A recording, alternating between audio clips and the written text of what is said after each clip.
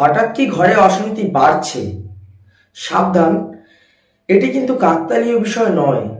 এই 5টি যদি কারণ আপনি জেনে যান, তাহলে আপনার সংসারের এই অশান্তির কারণ কিন্তু দূর হতে পারে। তো এই বিষয়ে আজকের এই ভিডিওর মাধ্যমে আপনাদের সাথে বলবো।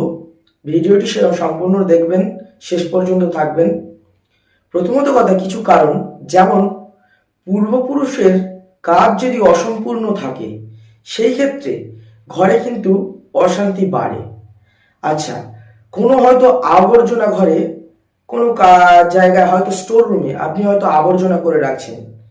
সেই আবর্জনা যদি না আপনি পরিষ্কার করেন, বা আপনি ঘর যদি না ঠিকঠাকভাবে পরিষ্কার করে রাখা হয়, তাহলে কিন্তু এই জায়গাগুলো কি হয়, নেগেটিভ এনার্জি তখন কিন্তু ওই জায়গাতে বিরাজমান হয়, বা এই নেগেটিভ এনার্জির ফলে তখন কিন্তু ঘরে অশান্তি বাড়ে। আবারও কিছু কারণ, 3 নম্বর কারণ হচ্ছে আপনি ঠিক নিয়মিত হয়তো বাড়িতে ঠাকুরের পুজো দিচ্ছেন না, এই কারণেও হয়। বা হয়তো পুজোর সময় হয়তো আপনি পাল্টে দিচ্ছেন, ঠিকঠাক হয়তো আপনার হয়তো ঘরে ঠাকুর প্রতিষ্ঠা করা আছে, ভগবান প্রতিষ্ঠা করে রেখেছেন, তা সত্ত্বেও আপনি হয়তো ঠিকঠাকভাবে ঠাকুরের খেয়াল রাখছেন না, ভোগ সন্ধে ঠিকঠাক মতন দিচ্ছেন না, এটাও একটা কারণ। 4 নম্বর কারণ, আপনার বাড়িতে নিয়মিতভাবে ঠিকঠাকভাবে ঘরদোর যদি না পরিষ্কার করে থাকেন, সেই ক্ষেত্রেও হয়। আর 5 নম্বর কারণ কি? 5 নম্বর কারণ, মানুষের সাথে ঠিকঠাক ব্যবহার যদি না করেন, বা হয়তো আবার হয়তো কারোর সাথে আপনি যদি এরকম বাজে ব্যবহার করেন, সেই ক্ষেত্রে হয়তো গ্রহরুষ্ট হতে পারে আপনার, সেই ক্ষেত্রেও ঝগড়াঝাটি অশান্তি বাড়তে পারে। পূর্বপুরুষের কাজ যদি আপনার মুক্ত পুরোপুরি না হয়, তাহলে কি করে বুঝবেন? সেই ক্ষেত্রে কিন্তু তারা স্বপ্ন আদেশের মাধ্যমে দেখায়, বা আপনার হওয়া কাজ আটকে যাওয়া, এগুলো বিভিন্ন কারণ থাকে।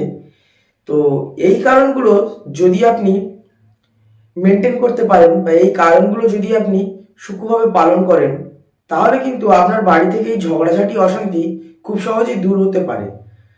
আরো বিভিন্ন বিভিন্ন কারণ মানুষের থাকে, যেমন যদি কারো শরীরে দৃষ্টিও থেকে যায়, সেই ক্ষেত্রেও কিন্তু, বা যদি ক্ষতি খারাপ যদি করা থাকে, সেই ক্ষেত্রেও কিন্তু বাড়িতে অশান্তি হতে পারে। ঘরে যদি নেগেটিভ ঊর্জা বা নেগেটিভ শক্তি, কোনো প্রেত শক্তি, কোনো হচ্ছে ভূত প্রেতের শক্তি, এগুলো যদি কোনো ডাকিনী শক্তি, তন্ত্র শক্তির যদি ক্রিয়া থাকে, বা এরকম ধরনের যদি কোনো জিনিস থাকে ঘরের উপরে, তাহলে কিন্তু এই সমস্যা, এই ঝগড়াঝাটি অশান্তি কিন্তু বাড়তে পারে, বাড়েই।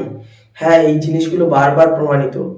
এবং যদি আপনি সবার সাথে ব্যবহার না ভালো করেন, সেই ক্ষেত্রেও কিন্তু আপনার অশান্তি বাড়তে পারে।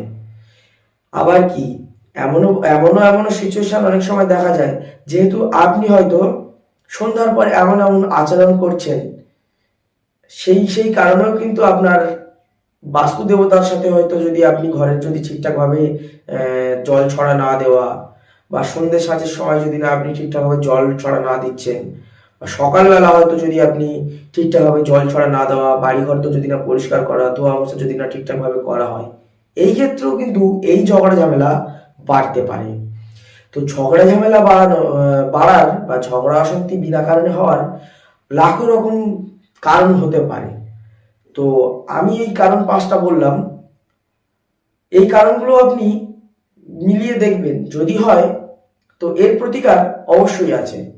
অনেক অনেক ক্ষেত্রে মানুষ যদি বিচ্ছেদ করে রাখে, সেই ক্ষেত্রেও এই ঝগড়া ঝামেলা হয়। ভিডিওটি এই সম্পূর্ণ দেখার জন্য আপনাকে অসংখ্য ধন্যবাদ। ভিডিওটি যদি ভালো লেগে থাকে, একটি লাইক, একটি কমেন্ট এবং শেয়ার এবং সাবস্ক্রাইব করে আমার পাশে থাকবেন। ধন্যবাদ।